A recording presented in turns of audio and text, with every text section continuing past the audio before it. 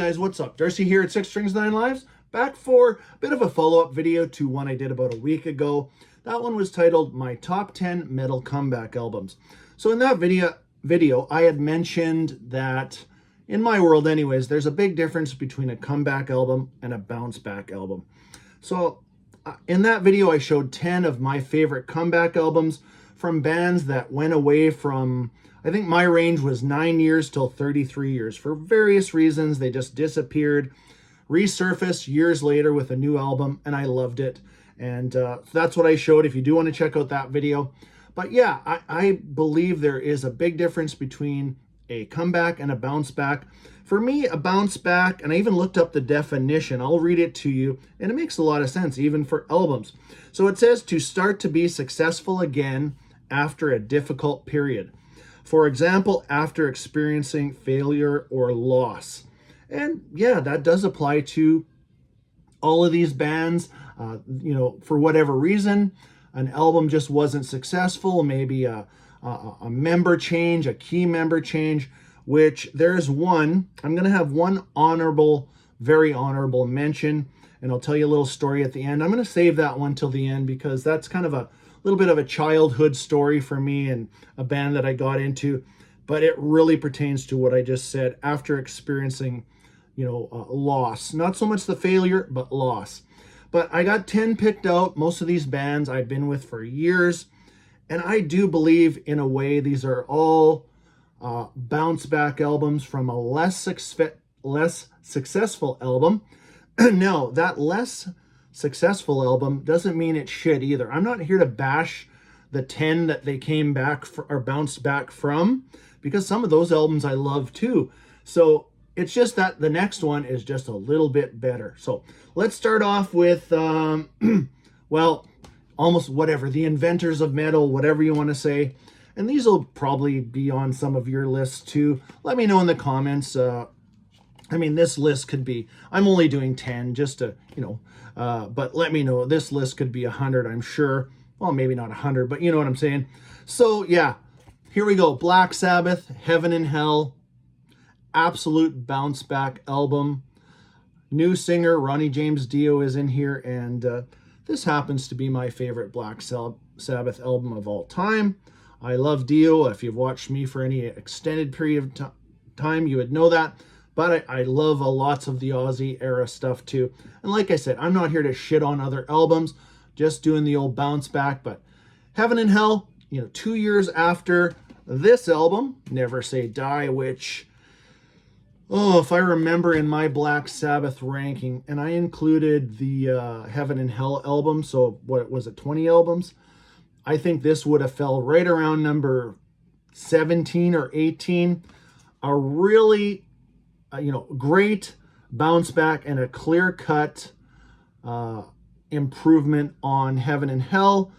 Just a fantastic album. This has a couple good tracks, but you can tell that at this time, things weren't functioning right in the Black Sabbath camp. A couple good tracks on here for sure, but there you go. There is my first bounce back album. And opposed to my other video where I did, everything kind of 10 to 1, these are just kind of 10. I will leave that number 11 on, not at number 11. Actually, my honorable mention is pretty much my overall king of bounce backs. But the rest of these, they're just kind of scattered over. I got a mixture of CDs and vinyl. So let's switch over to vinyl. One of my favorite US power metal bands came out with this fantastic bounce back album. And not only the word bounce back, but they just refocused.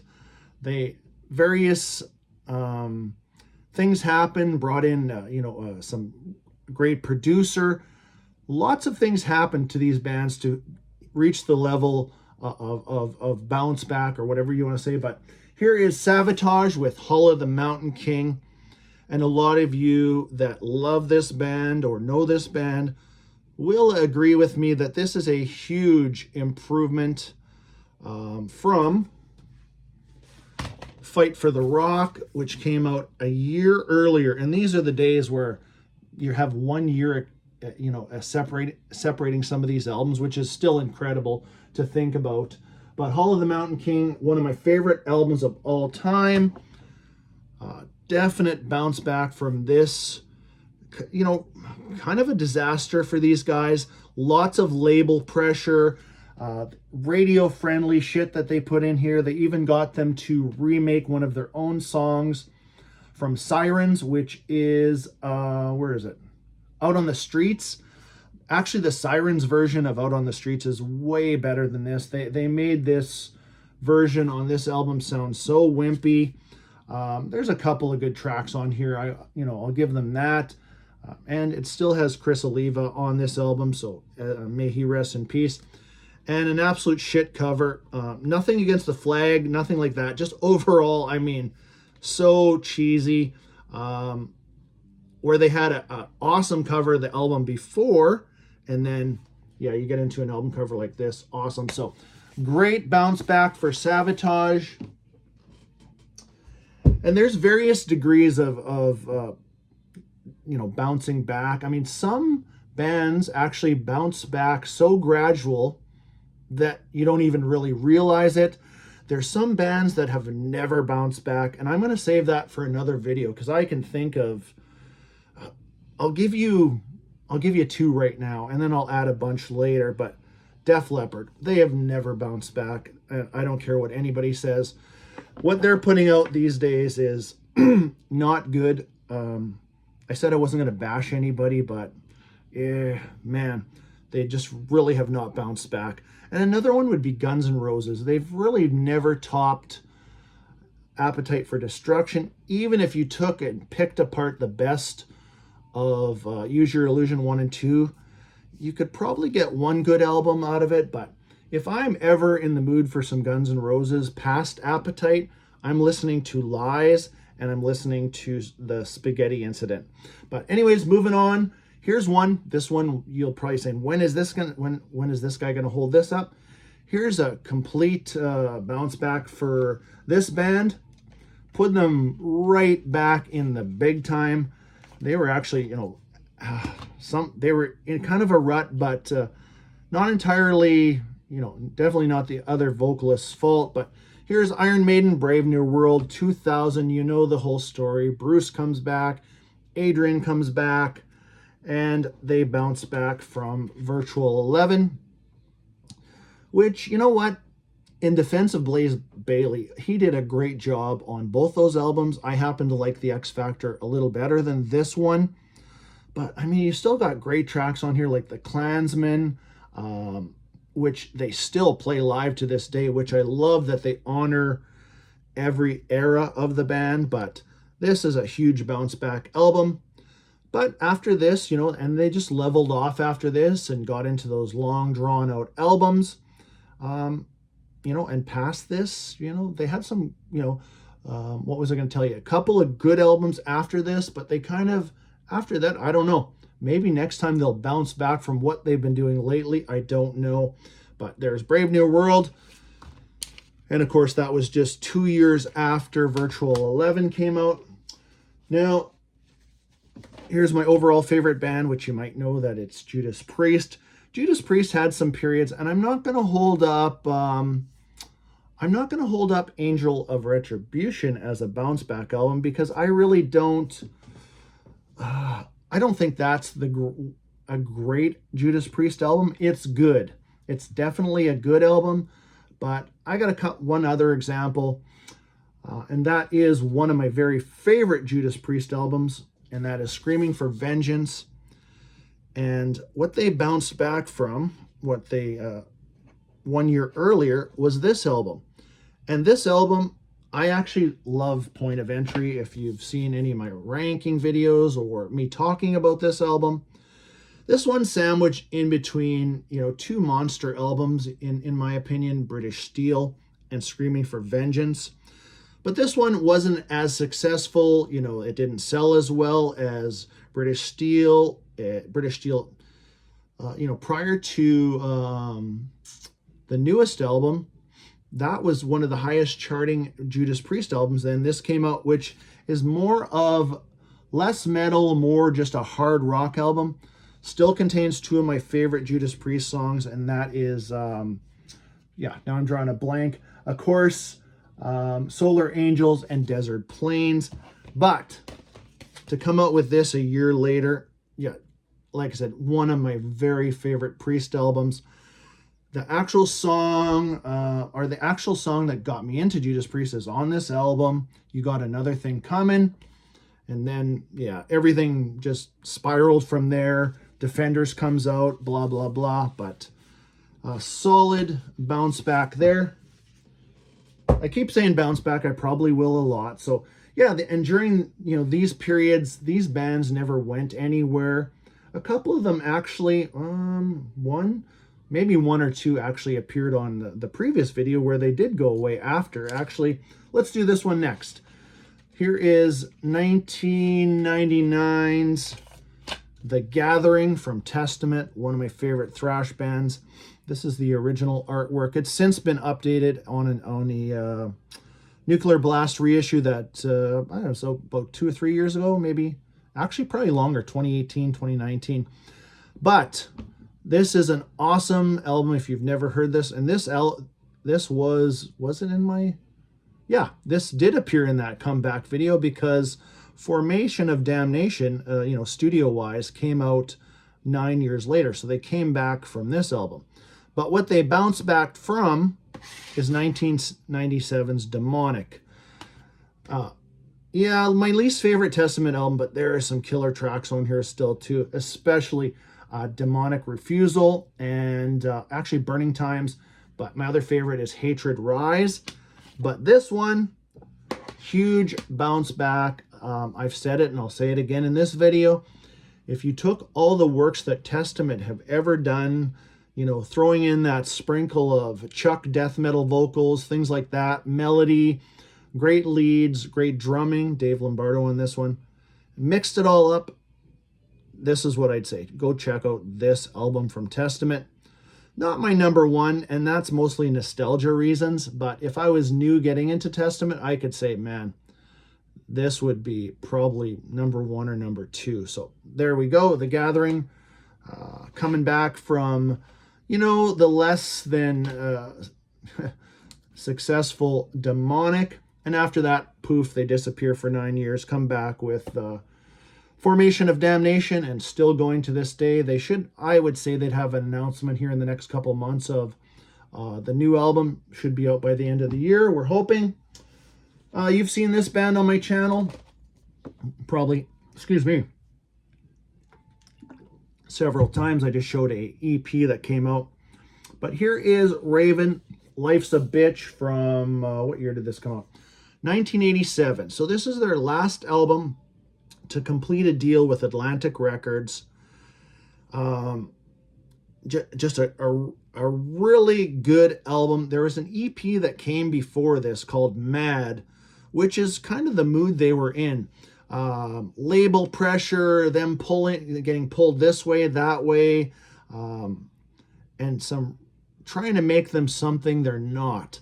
This album refocuses them. I would say if you're into Raven and you know this album, this would be the closest thing you're going to get to like a Judas Priest style, Saxon. I hear a little bit of that in here too. Just a real refocus. Just a great album. You can check out, it's just such an even album with songs, great songs. But check out The Savage and the Hungry, the opening track. Pick Your Window, awesome track. Life's a Bitch, the title track. And one of my favorites is called, where is it? Iron League.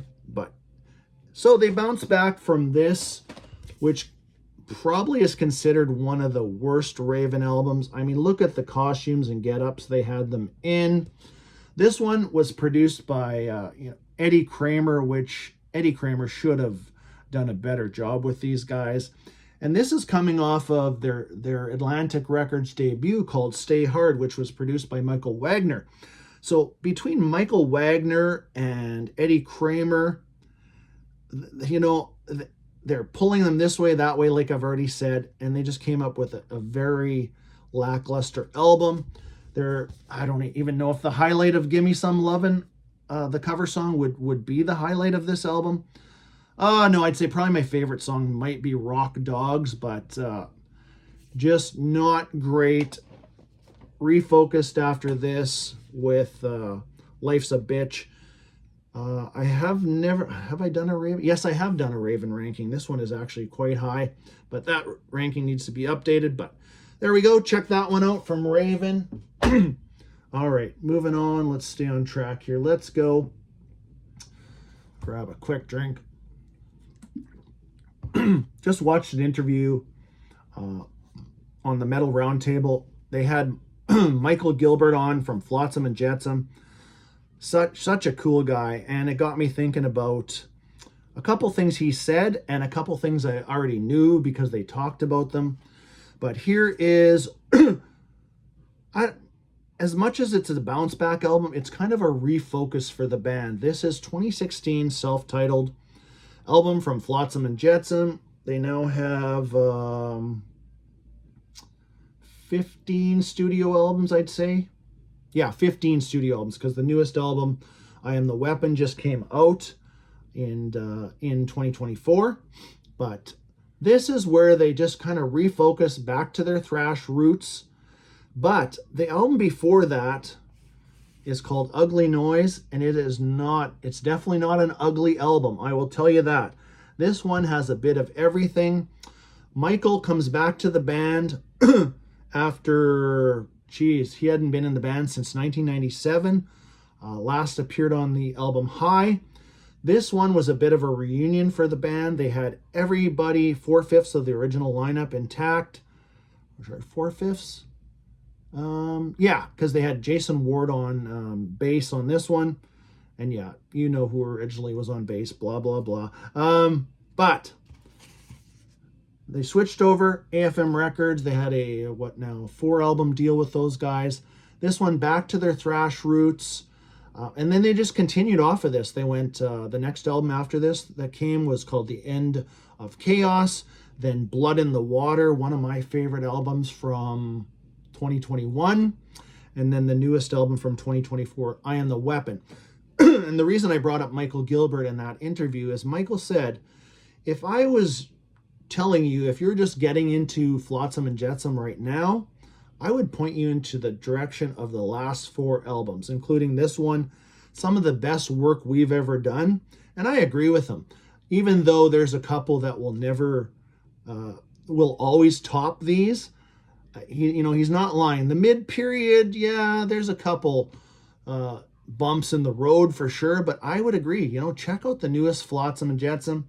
Yeah, obviously if you're into the band, but there's a definite bounce back for these guys. But again, Ugly Noise was not shitty. It is lyrically and vocally, Eric A.K.'s vocals, fantastic, great lyrics. But moving on to my favorite thrash band of overall, my Overkill overall. But my favorite thrash band overall is Overkill. And they did, I kind of compared it to, kind of a Sporting's, the kind of the turning point in their career, the bounce back, I guess you could say. 2010 brings Ironbound, a real refocus. And after this, now there are, 6 albums. And I will defend that these guys do enough in those albums to keep things interesting for me and many fans. Sorry, my throat is scratchy, but Ironbound is kind of a bounce back from my least favorite Overkill album. And again, it's got some great tracks too, but this is Immortalis from 2007. They kind of got out of that 90s period. There was some real bright spots in the 2000s, the early 2000s. But by 2007, they put out this album and they lost their record deal. This is the only album they did on this label, Bodog Music. This has since been reissued on Church of Vinyl, this copy. But yeah, Ironbound, real refocus for the band. They yeah, they've basically never looked back since putting out this album. Always delivering to me, and I'm biased. I whatever. I don't give a shit.